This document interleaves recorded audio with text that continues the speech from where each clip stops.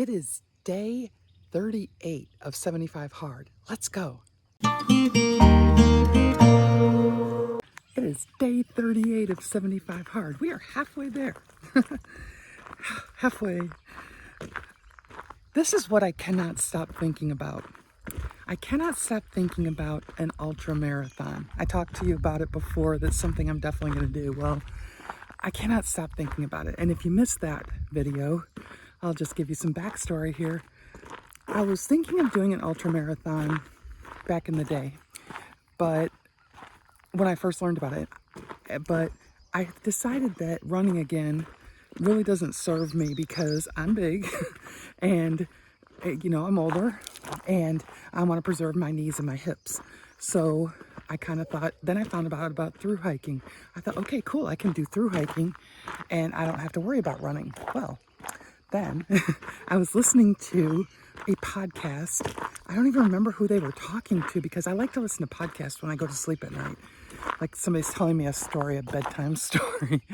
And this guy said, I did an ultra marathon. I did it planning to run zero steps. He wasn't going to run any steps. He was going to walk the whole thing. And he finished in the middle of the pack. And I was like, whoa, what a great idea. I'm old. I'll probably finish further forward the middle of the pack. And it just started it's in me. Gotta do an ultra marathon. I started running when I was in the Marine Corps and I didn't like it. But I had to do it. And eventually I got to where I would get a first class PFT score. I was really good at running. I was really good at sit-ups. And I kind of suffered with the flexed arm hang. That was my weakest event. But it was enough to get first class scores on my PFTs almost the entire time I was in the Marine Corps. After I got out, I joined the Chicago area runners and I would run all the races that they had. And I loved it. I would run when it was so cold outside. I put a ski mask on, looked like I robbed somebody's house, running down the streets of Chicago. And I loved it. They used to have, I ran 5Ks, I ran 10Ks, and I ran one half marathon. Now my favorite distance was the 10K, which is 6.2 miles. My favorite event happened on Mother's Day every year, and it was called Chicago Avenue on the Run. Chicago Avenue on the Run took place on Mother's Day every year. And I just loved the course. I loved the distance. Well, the last year I ran it, before we moved out of Chicago, I was getting to the end, and there was an old lady in front of me. Glasses, white hair, old. I'm like, I can catch her. So I put on the gas, and I run for everything I'm worth, and I came through the chute right after her. And I was like, okay. The next day, she was on the front page of the newspaper. 86-year-old mom, grandma, great-grandma.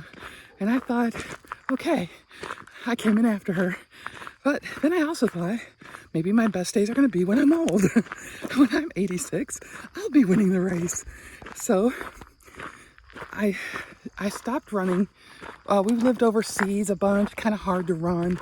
I started running again about 10 years ago, and it just didn't feel the same. It hurt. It was hard to get used to it. I felt like a big lumbering galoot running down the trail, and I feel like it wasn't so good for my knees and my hips. Still, I love to run, and that idea of running was still in my head somewhere. I joined a powerlifting gym at that time too, so running wasn't as important when I wanted to powerlift. Well, interestingly enough, the last time I did 75 hard, I read a book by Scott Jurek, and it was about ultramarathon-ing, and he's an ultramarathon guy. And I thought, oh, I need to do an ultramarathon. And that was when the dream to do an ultramarathon was born. But again, I've tried running a couple of times, and it just doesn't feel good anymore. So I kind of put that on the shelf, and then I found out about through hiking. I thought, okay, I'd rather do that because hiking is not as jarring on the joints, and I'll just practice for that and I'll be able to do that. Well, then I heard that podcast. And I've read all these books about ultra marathons.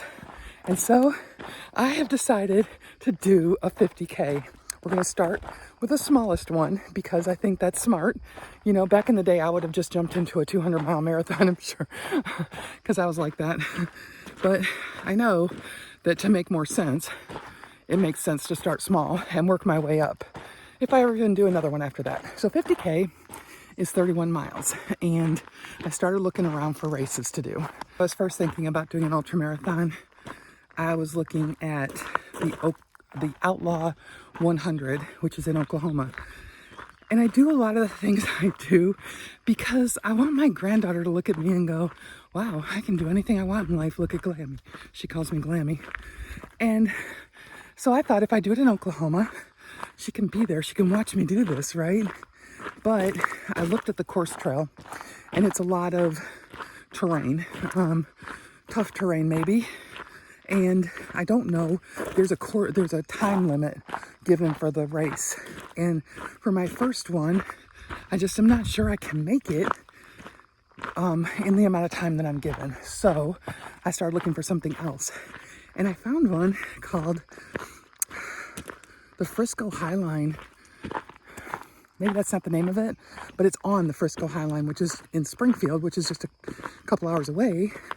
And it is a rail to trail, so it's mostly flat. And I feel like this is the perfect one for me to do for the first time. It comes at the end of April, which gives me almost 10 months to train for it. And I'm starting July 1st is my training for my first ultra marathon. And I will actually, when I get to the long pieces of the training, when I have to walk, 31 miles, or not 31, but I think there's an 18 and a 24 mile day on there. I'll go actually to the actual trail where I'm going to be, and I'm going to do it there. So I'm excited about this. It's not open for registration yet, but as soon as it opens, I'm entering, and I'm going to do my first ultra marathon. So something I'm going to do different. Back in the day, I bought into the whole gotta eat the carb loading dinner of pasta, and then race day you're eating bagels and fruit and gels and junk.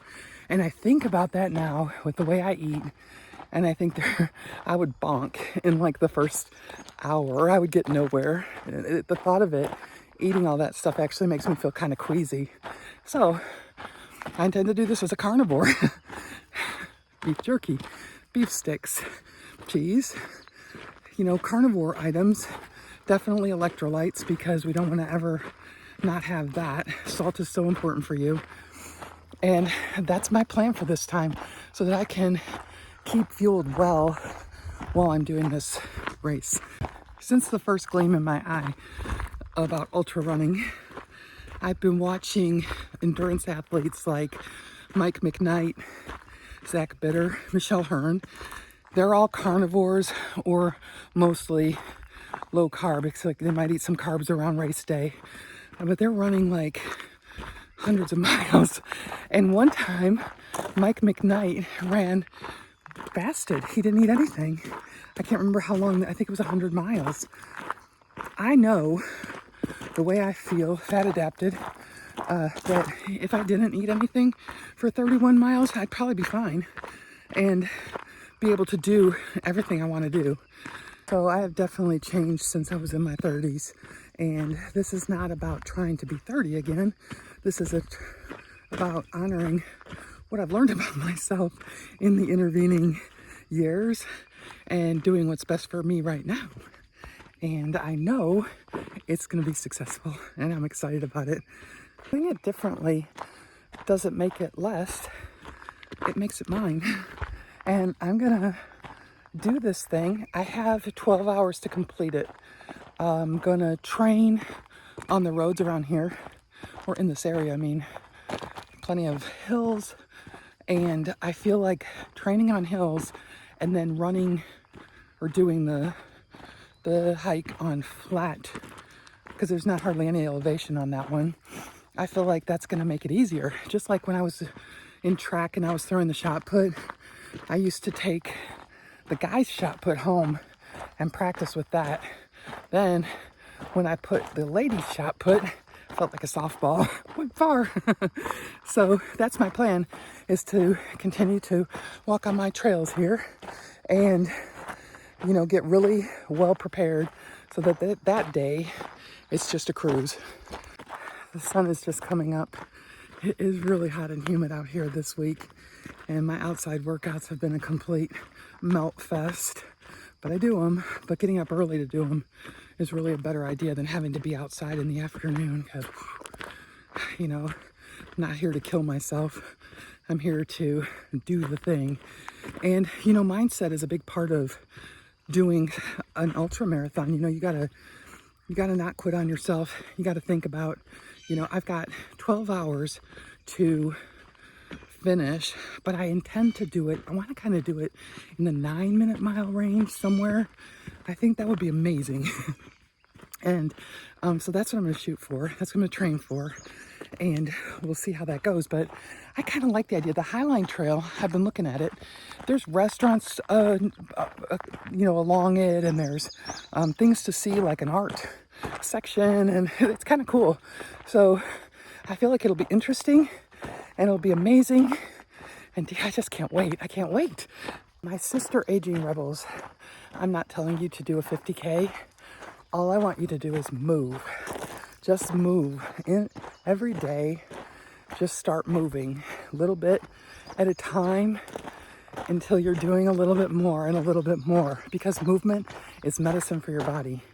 And you do not want to lose your independence. I can't think of a worse thing than not being able to to get my own things or pick up my own things. So I encourage you today, as always, to just move and work a little harder every day so that you don't lose your independence. And if you need any encouragement, tell me what you need it for in the comments. I'm happy to be there. I'm like the best cheerleader ever.